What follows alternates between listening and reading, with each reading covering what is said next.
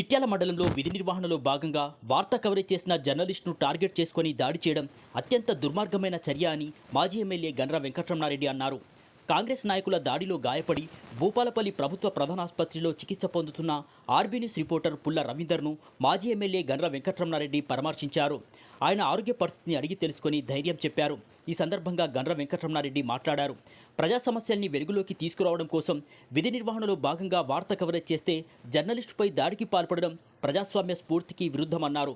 రవీందర్పై దాడికి బాధ్యులైన వారిపై చట్టపరంగా కఠిన చర్యలు తీసుకోవాలంటూ డిమాండ్ చేశారు. భూపాలపల్లి జిల్లా ఆసుపత్రిలో మనం ఇక్కడున్నాం. నిన్న రాత్రి చిట్యాల మండల కేంద్రంలో రిపోర్టర్గా పనిచేస్తున్నటువంటి రవితేజను విపరీతంగా కొట్టడం, కులం పేరు పెట్టి దూషించడం, ఆయన భార్య అడ్డం పోతే భార్యను కూడా కొట్టడం, ఇంట్లో ఫర్నిచర్ అంతా కూడా ధ్వంసం చేయడం, ఇదంతా కూడా చూస్తూ ఉంటే నిన్ననే కాక మొన్న మనం 15th ఆగస్టు సెలబ్రేట్ చేసుకున్నాం. మన భారతదేశానికి స్వాతంత్రం వచ్చి 80 సంవత్సరాలు పూర్తవుతూ ఉన్నది. ఇప్పుడు అధికార పార్టీ నాయకులు విచ్చలవిడిగా ఇప్పటికే ప్రజలను భయభ్రాంతులకు గురి చేస్తూ ఉన్నారు. చివరికి మీడియాను కూడా వదలకుండా ఆయన విధి నిర్వహణలో అమ్ముకున్నటువంటి భూమి దాదాపు 15 ఏళ్ళ నుంచి కబ్జాలో ఉండి కాస్తు చేసుకుంటూ ఉంటే ఆ భూమి మీద మరి కొంతమంది వ్యక్తులు వచ్చి నన్ను ఇబ్బంది పెడుతున్నారని సమాజం దృష్టి తీసుకెళ్తే, మీడియా దృష్టికి తీసుకెళ్తే మీడియాలో చెప్పినటువంటి కథనాలను ప్రచారం చేయడం అనేది మీడియా యొక్క డ్యూటీ. మరి అదే సందర్భంలో ఒక వ్యక్తిని టార్గెట్ చేసుకొని 10:30 సమయంలో ఇంటికి పోయి తలుపు తట్టి లేపి కొట్టడం ఇది పూర్తిగా దుర్మార్గమైనటువంటి చర్య. ఆయన కాంగ్రెస్ పార్టీ జిల్లా ప్రధాన కార్యదర్శి అట. ఆయనతో పాటు టీం తీసుకొని కొట్టడం, మరి కాంగ్రెస్ పార్టీ నాయకులు చాలా పెద్ద పెద్ద మాటలు. మన నిన్ననే సాక్షాత్తు ముఖ్యమంత్రి, పార్టీ అధ్యక్షుడు అందరూ కూడా నిన్న మన ఉమ్మడి వరంగల్ జిల్లాలో పర్యటన చేసింది. ఇదేనా వీళ్ళు నేర్పుతున్నటువంటి సాంప్రదాయం? మరి ముఖ్యమంత్రి ఏమో అసెంబ్లీలో చెప్తున్నాడు, మా వాళ్ళు తలుచుకుంటే ఇరుస్తారు, పొడుస్తాడని. ఆయన ముఖ్యమంత్రి అట్లుంటే మేమేం తక్కువ అని ఇక్కడ వీళ్ళు ఇట్లున్నారు. కాబట్టి ఈరోజు ఈ యొక్క చర్యను భారత రాష్ట్ర సమితి తీవ్రంగా ఖండిస్తున్నది. ఇది మీడియా మీద జరిగినటువంటి దాడిగా మేము చూస్తున్నాం.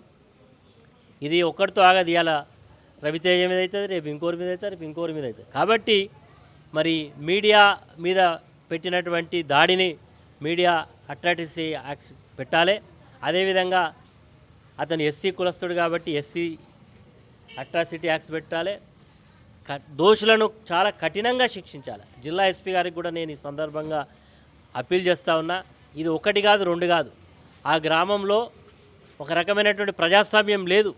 అంతా కూడా ఒక నియంతృత్వమైనటువంటి ధోరణితో నడుస్తూ ఉన్నది. మండల కేంద్రంలో కావచ్చు, ఆ గ్రామంలో కావచ్చు. మరి ఈరోజు మధువంశీ అనేటువంటి వ్యక్తి చాలా మరి నీచంగా వివరిస్తున్నాడని అనేక సందర్భాల్లో.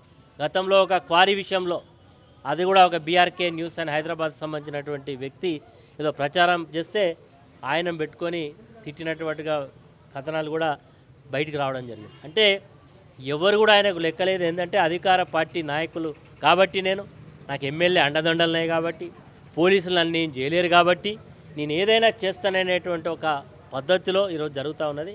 కాబట్టి పోలీస్ అధికారులకు విజ్ఞప్తి ఏంటంటే, మీరు ప్రేక్షక పాత్ర వహించకండి, కఠినంగా వివరించండి, మరి చట్ట ప్రకారం చేయాల్సినటువంటి యాక్షన్ చేయండి.